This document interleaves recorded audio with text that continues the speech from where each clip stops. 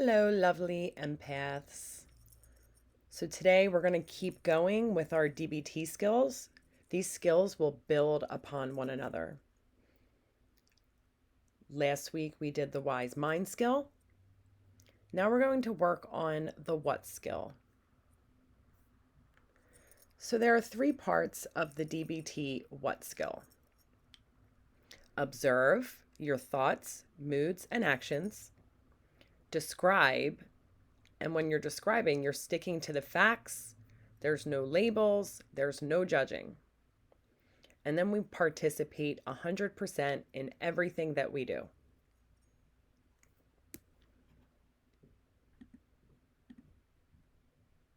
So a big part of this what skill is having a Teflon mind. You know, like the Teflon pots and pans, and you're cooking with them and the food will just slide right off. So that's the goal here, is to have a Teflon mind. Don't let things stick. Don't take things personally. Just let it slide right off. No labels. So you would be saying, I'm feeling anxious, not I am anxious. Subconsciously, we are creating these identities for ourselves with our language. So this is an easy way to get past that. By saying, I'm feeling anxious, you're not identifying as being anxious. You're saying you're experiencing a moment of anxiety.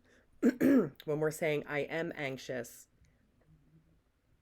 we're identifying that we are an anxious person, and we're going to start creating that for ourselves in our life. So I am feeling anxious. I am feeling depressed. I am feeling irritated. Not I am statements. A thought is just a thought. A feeling is just a feeling. We really need to practice letting go, reminding ourselves that everything is temporary. And here's a fun fact that I actually really loved once I started learning about this. Did you know that the emotion will only last 90 seconds? 90 seconds. So if you're going through something, or you're arguing with somebody, or you're feeling like you're being attacked, sit with that emotion. It will only last 90 seconds, and then we can let it go and move on. When we're feeling emotions go on for longer than 90 seconds, that's not the emotion anymore. That's our narrative that keeps us stuck in it for so long. So all the inner monologue adds to it and makes it worse. So just feeling and concentrating on the actual emotion for 90 seconds without the dialogue will help you release the emotion. Okay, so if we're observing, here's just some examples here. Let's say that we're observing this kite. So our observation would say, this is a kite. It's in the clouds. We could say how it's blowing in the wind, the warmth, the salt air, the sand, your heartbeat, your joy. These are all things you can observe here.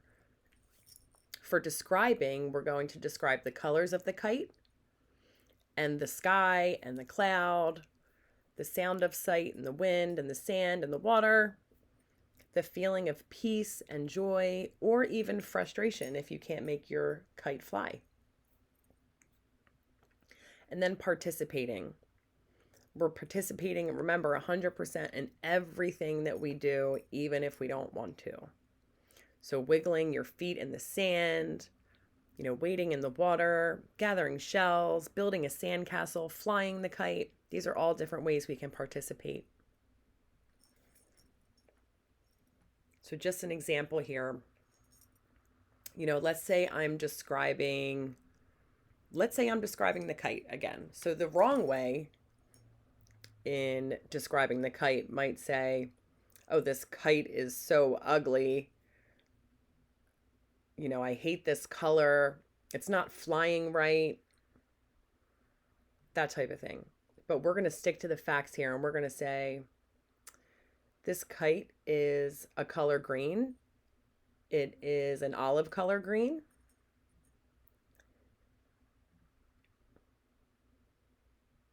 It seems to be flying back and forth.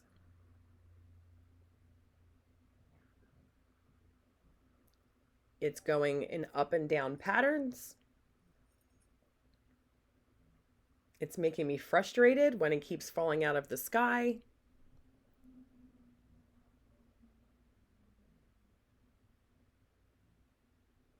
And it makes me feel really happy when I finally get it up into the sky and it's flying the correct way. So it is a struggle sometimes to observe, describe, and participate things without judgment.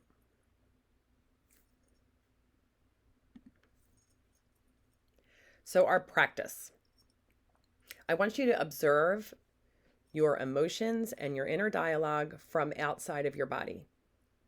So see your actions as separate, because remember, you are not your emotions. You are experiencing them. For describing, I want you to describe something that you can see now with no judgment. You can journal about this too. If you want to grab your journal out, this would be a good place to practice these exercises. And then participate. So find a simple activity this week and be fully present, even when you don't want to. So this is your weekly practice. I can't wait to see how you guys like this and how it goes for you. Please let me know in the comments if this was easy or hard for you to do. Please remember to like, share, subscribe so you can keep getting these updates for different DBT skills.